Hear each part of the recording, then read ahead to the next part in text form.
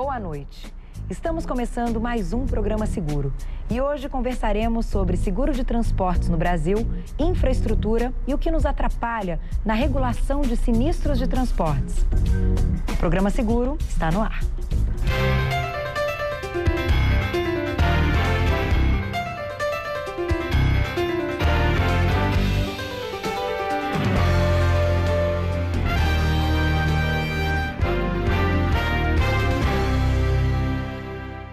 Boa noite. Estamos iniciando mais um programa Seguro. Nesta noite estamos recebendo Paulo Henrique Cremonesi, advogado especializado na área de seguros da MCLG Advogados Associados. Paulo, muito obrigado por ter aceito o nosso convite. Boa noite, Boris. Eu que agradeço. E ao amigo telespectador, espero que a gente possa ter uma noite agradável. Sem dúvida, teremos. Paulo, você é um profissional, um advogado especializado no mundo de seguros, mas até pelo tempo do nosso programa, eu vou tentar explorar você no quesito transporte. O mundo do seguro de transporte, o mundo da regulação do sinistro de transporte, do ressarcimento principalmente no seguro de transporte. E eu gostaria de começar falando com você sobre o seguro de transporte internacional. O seguro de transporte internacional, nós falávamos até do Ismera, que eu queria aproveitar aqui para mandar um abraço, foi um grande professor, um grande mestre de todo mundo que começou há um certo tempo atrás. E eu queria que você contasse, quando a carga se inicia, de quem é a responsabilidade, o que vai acontecendo com ela? Vamos fazer uma viagem marítima, por exemplo. Como é que a coisa se desenvolve? Normalmente é o seguinte, Boris, o consignatário da carga, que é o importador, ele celebra um contrato de seguro do ramo transportes. A carga é embarcada a bordo do navio transportador, no porto estrangeiro, nós estamos falando de uma relação internacional, e esse navio tem a responsabilidade de entregar a carga da mesma forma que a recebeu no lugar de destino convencionado no contrato de transporte. São figuras afins, mas independentes. O contrato de seguro e o contrato de transporte.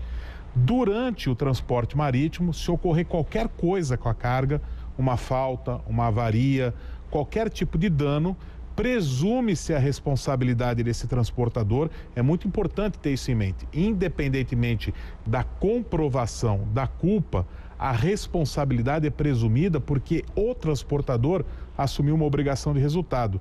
Se ele não conseguiu, num caso concreto, cumprir essa obrigação, a estampa da responsabilidade está colada.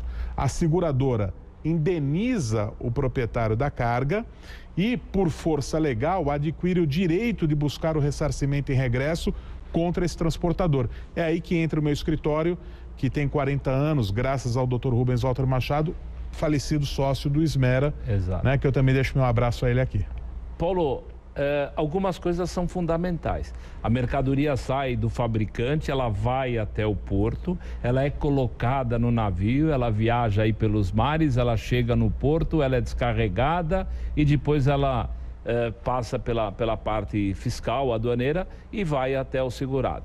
Nesse trajeto, quando ocorre um problema, o protesto, a reclamação é fundamental para que você possa fazer o teu trabalho de atribuir culpa, identificar a culpa, a companhia de fazer indenização e de quem regredir? Ele é mais do que fundamental, ele é imprescindível. E até aproveitando, eu sei que boa parte do público é formado por corretores de seguros, profissionais da nossa área, do nosso segmento, uma dica importantíssima. Ao corretor de seguro, orientar sempre o segurado a ter em mente este artigo do Código Civil, 754, parágrafo único. Se o segurado não apresentar o protesto do recebedor contra o transportador em até 10 dias contados a partir da descarga, ele pode até perder o direito à indenização de seguro, porque ele prejudicou o direito de regresso da seguradora. Hoje, ou melhor, desde 2002, com a mudança do Código Civil, esse protesto que o amigo falou agora, ele é inafastável. A ausência dele promove a decadência do direito do consignatário da carga e, por via reflexa, da seguradora. Então, esse instrumento, protesto do recebedor, é hoje talvez o mais importante do cenário geral do direito marítimo, do direito do seguro na área de transportes. Nós conversávamos recentemente e você falava até com um ar de conquista a respeito da vistoria oficial. Eu queria que você falasse para o nosso público, para os corretores e para o público em geral, o que mudou. Parece que nós tiramos aí um peso, nós tiramos uma assombração muito pesada, que assustava tanto o segurador com despesa de armazenagem, o corretor sempre ficava apavorado e principalmente o segurado que tinha aquela emergência, aquela necessidade do recebimento da causa. Essa novela está superada? Superou. Está superada porque recentemente houve uma alteração na legislação aduaneira e a vistoria aduaneira já não faz mais parte das atribuições da Receita Federal. Antes era a Receita que tinha que fazer a vistoria aduaneira. Ela foi afastada, essa atribuição não é mais dela.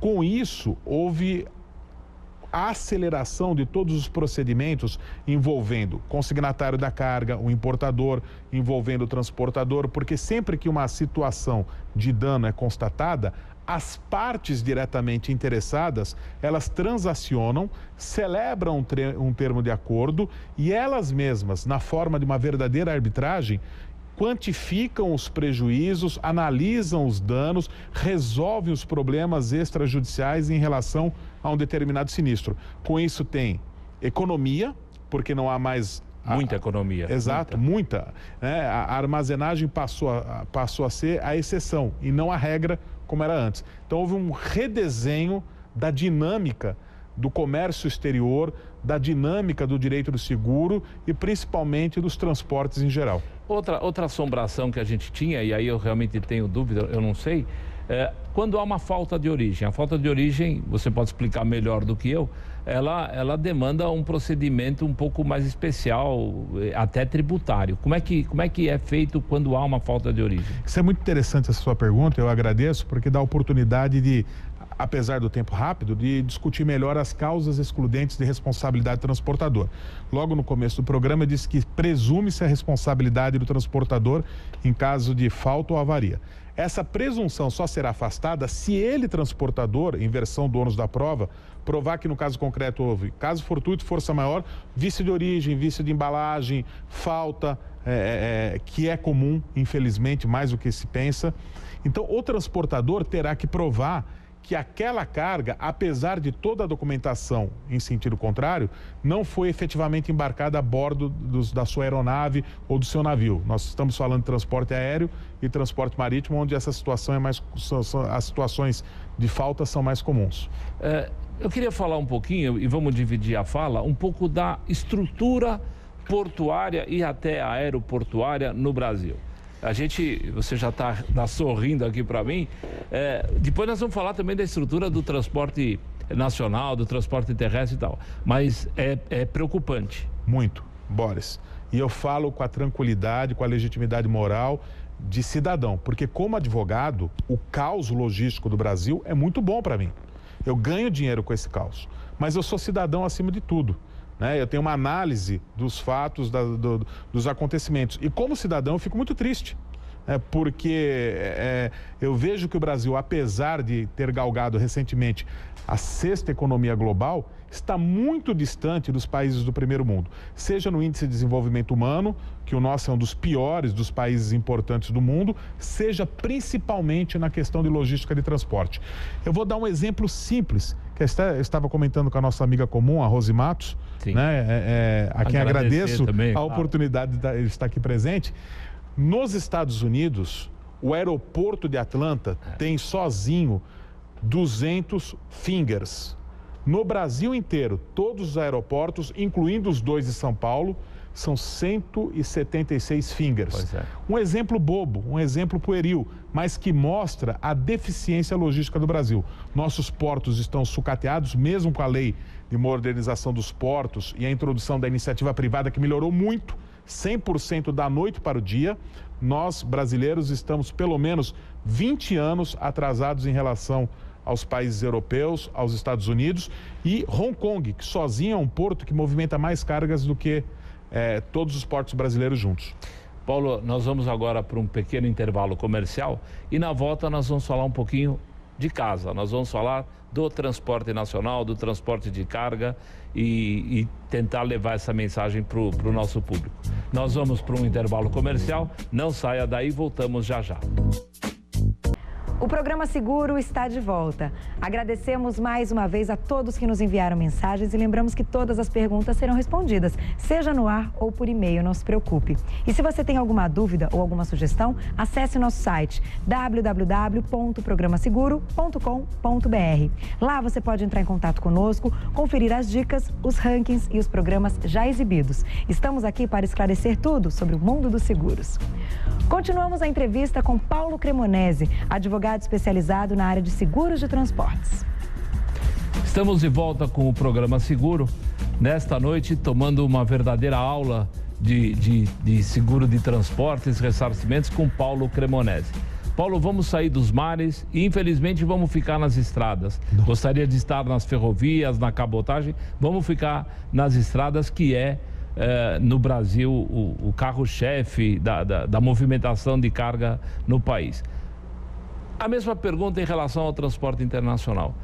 Uma carga que sai de uma empresa, vai para a transportadora, pega essas estradas que a gente tem por aí e chega no seu destino final. Como é que é a responsabilidade? Quem é que tem que contratar o seguro?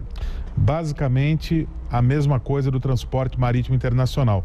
O que difere é a complexidade. Evidentemente que, em se tratando de um seguro de transporte rodoviário nacional, tudo é mais simples. Mas a responsabilidade do transportador também é objetiva.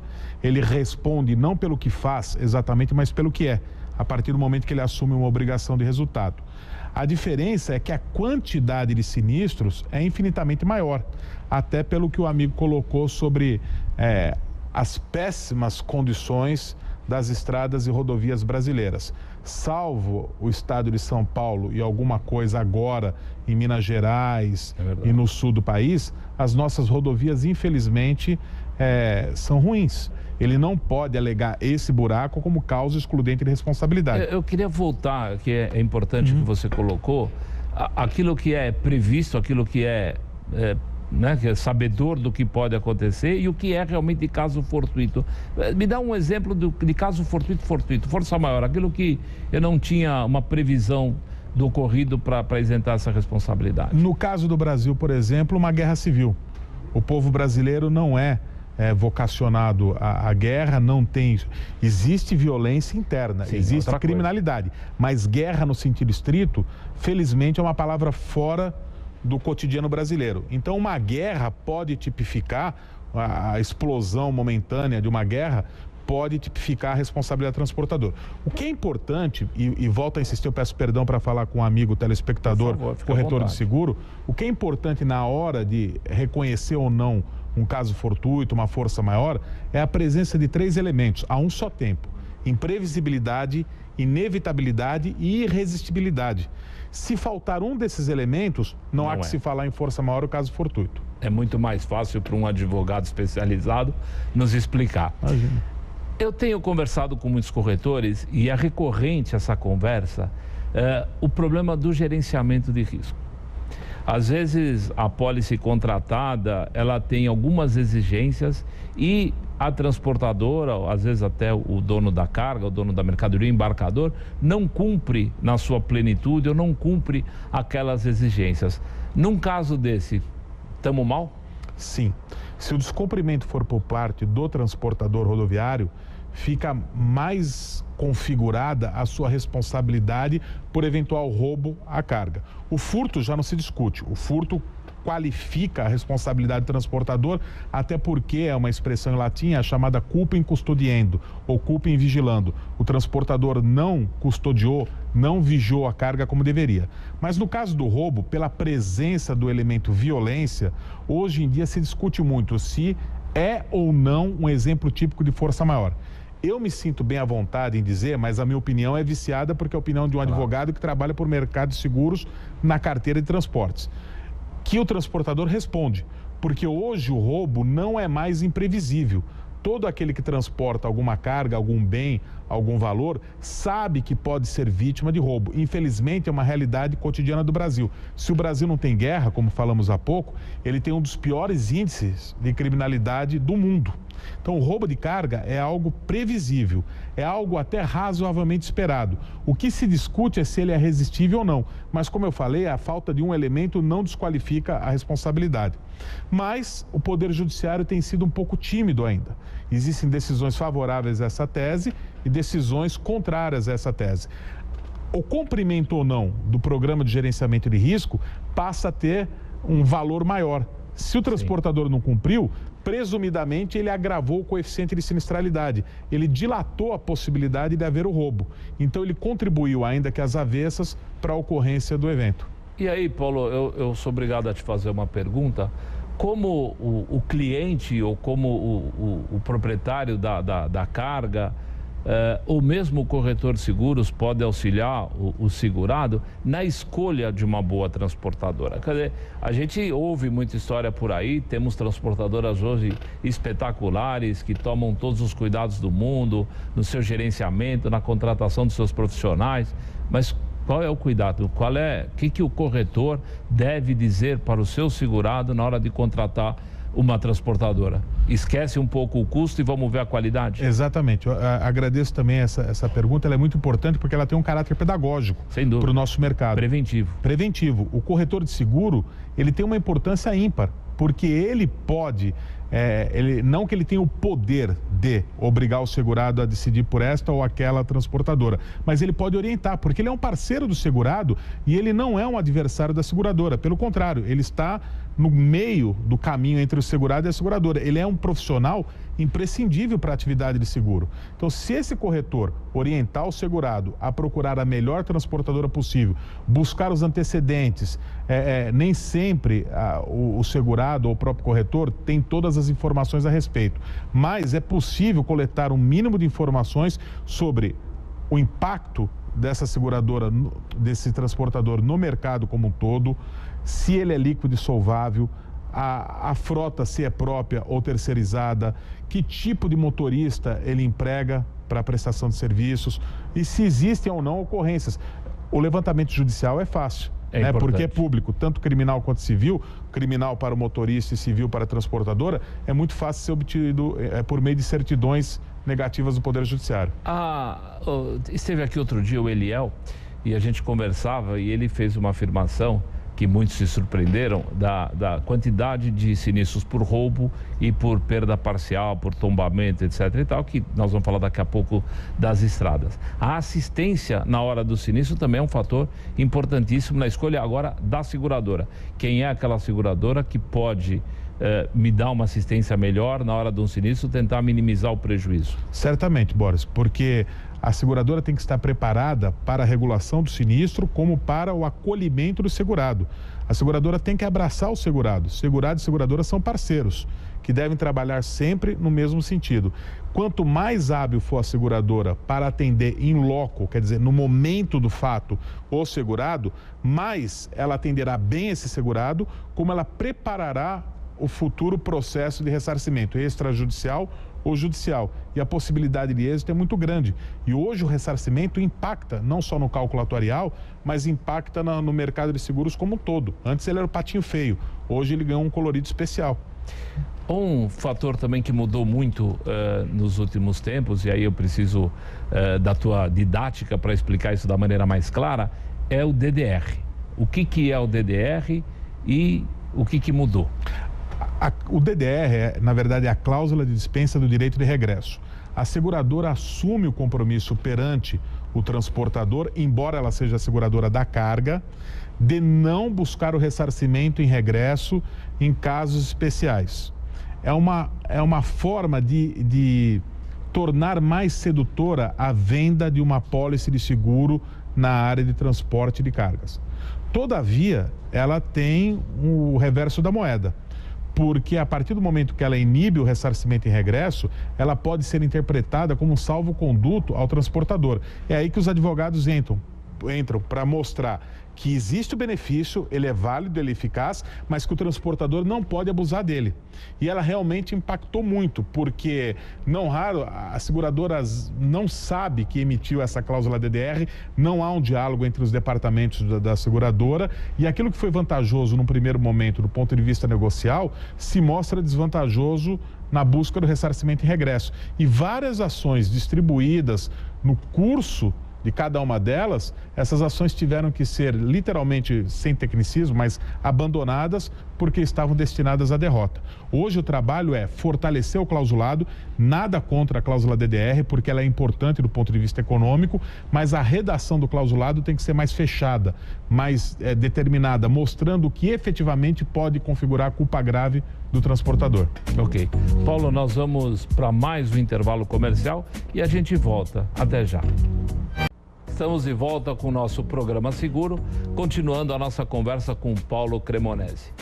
Paulo, é difícil para o corretor vender, atender e explicar o seguro de transporte?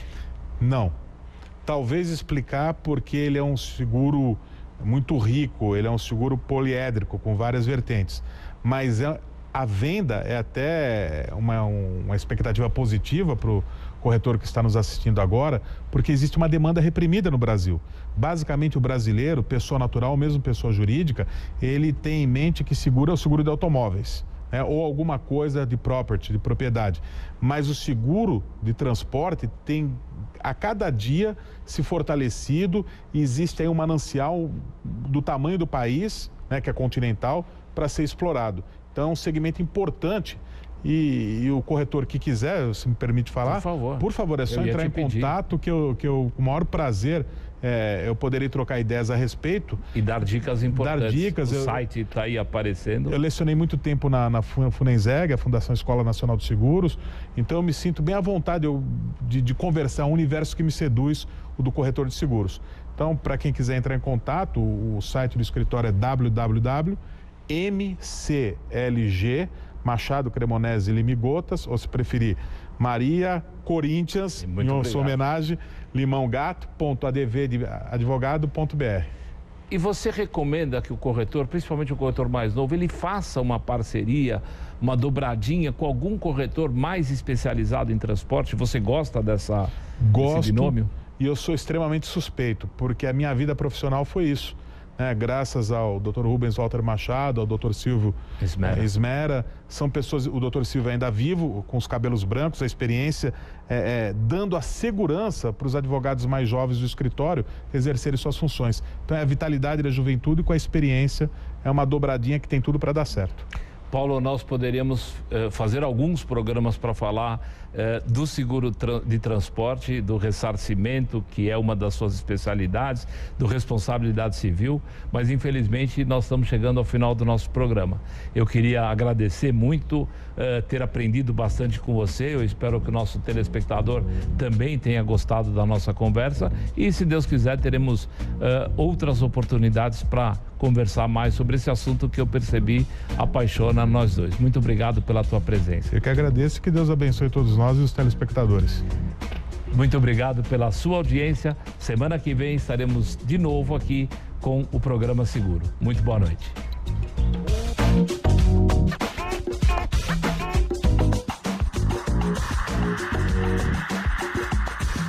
A Máquina vai sugar os conhecimentos de Cacá Rossetti nesta terça, 11h30 da noite.